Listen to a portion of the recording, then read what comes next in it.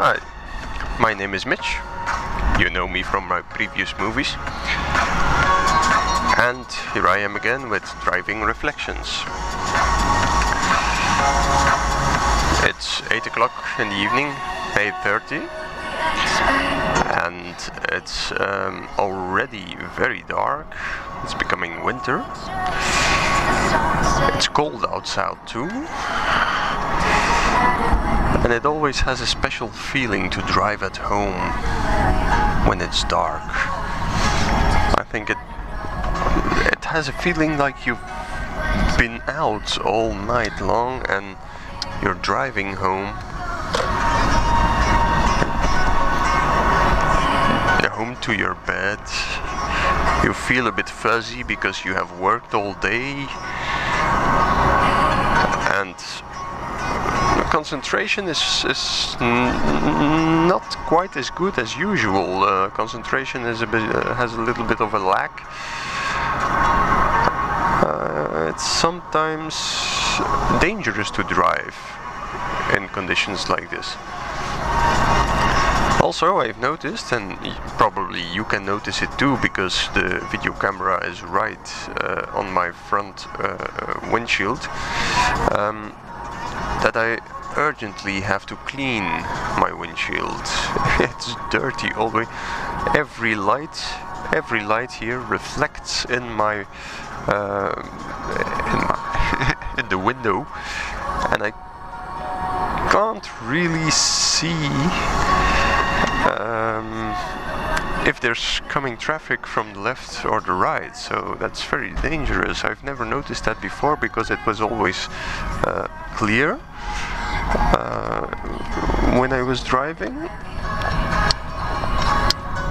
and then that's no problem. But now with the headlights you can see there's a little bit of a blur in the window, and it makes it difficult to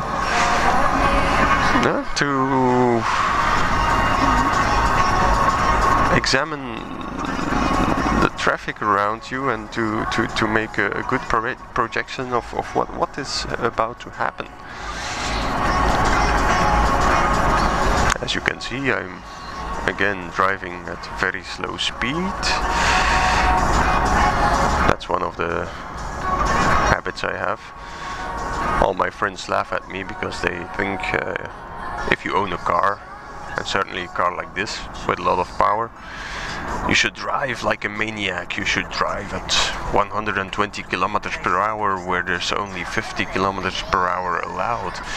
But I have another opinion. I like to cruise around. I like to drive my car slowly. I enjoy driving at slow speeds. I'm a little bit like Captain Slow in Top Gear. I rather enjoy the mechanics and the feeling of driving than the need for speed, if you know what I mean. But I've recently mounted new tires, which could give me the opportunity, if I drive them for another 1,000 kilometers, they will be in optimal condition. And then I'm planning to go for a trip in Germany, because here in Belgium I can't really enjoy the power of my car, and in Germany, as you know, on certain roads you just can go full throttle and have speeds up to 220 kilometers per hour. It's the maximum speed of this car, and it gives a certain feeling that it's adrenaline. You don't get it anywhere else, and 220 kilometers per hour is not very much, certainly not in Germany. If you're driving at that speed, Porsches, Lamborghinis, even VWs, Volkswagens, they pass you by like you're standing still. But for ordinary mortals like me, and probably like you, 220 kilometers per hour is a high speed. It's 160 miles per hour if I'm not mistaken, and that's really fast. You have to be concentrated, you have to look at every obstacle on the road, you have to look in front of you, you have to look for a mile ahead, because if you're driving at such speeds and you're driving on the highway and in front of you a car is just wobbling around at 70 kilometers per hour, which is not loud, but it can happen. Before you know it, there's a difference of 150 kilometers per hour, and before you know it, you just hit that car right in the back. It's really, really mad, and you have to rely on all the components of your car, of course. Not only the road conditions, but you have to rely on the condition of your tires, the condition of your suspension, the condition of your brakes. You have to be sure that there is no damage to your spoiler system, because this particular car is equipped with a diffuser underneath the car, and if there's something wrong with that, then you don't have enough downforce to keep the car steady on the road. I've never noticed that before, because obviously I don't damage my diffuser, but it makes a lot of difference. It's all components that you have to keep in mind when driving fast, especially at such extreme high speeds.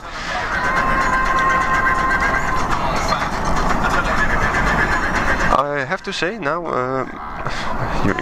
you can know that now I'm 33 years old and I have become a very relaxed driver. In the old times, when I was 18, just got my driver's license, and I drove a Mazda 323, a 1.6 gasoline engine, which didn't have a lot of power. I believe it was 160 brake horsepower, but it was just so ridiculously light that you could rev it and accelerate it.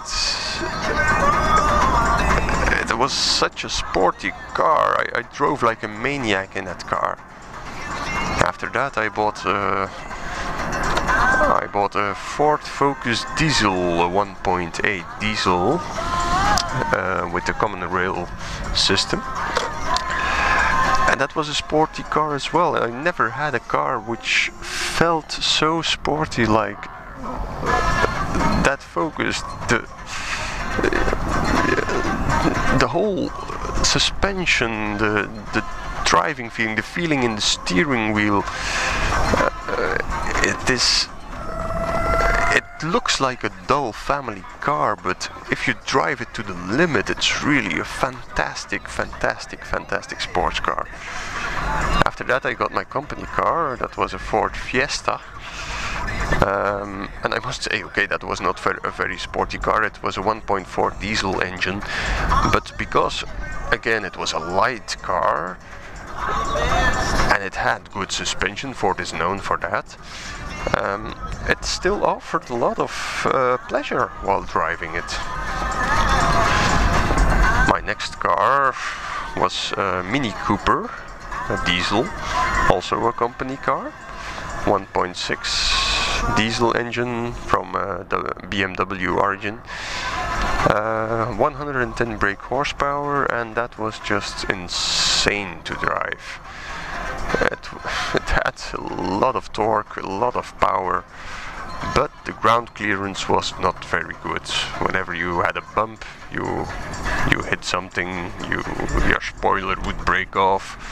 There was not much room for luggage and stuff like that. And well, when I changed work, I've bought this Lexus, this IS220d. In the meantime, I drove a Honda Legend 3.2, which was a sporty car as well, but it's more a big car, a heavy car. It's another feeling. I drove drove a Mazda 3 Series, a new 3 Series 2, and I didn't quite like that. I drove Toyota Land Cruiser 90. I didn't like that at all, except for the feeling you're high above the traffic, and that's a very plus. But this car offers all the best of the previous cars I've ever owned. There's only one car I've owned that was really rubbish, and that was a Mazda 323, another version, a later version, and it looked like a banana. I don't know if you know it, it's a sports coupe. It looked like a banana, and it was really awful to drive. It had the previous owner had tuned the car, had put lower suspensions on it, bigger rims. It drove very hard, and it had only a 1.3 liter gasoline engine with no power at all. It was just awful to drive, and luckily I got rid of it very soon. Well, I have arrived at my destination. I think that this was not a very useful conversation, but nonetheless, those are the driving reflections I make when I go home. And just listen to this sound.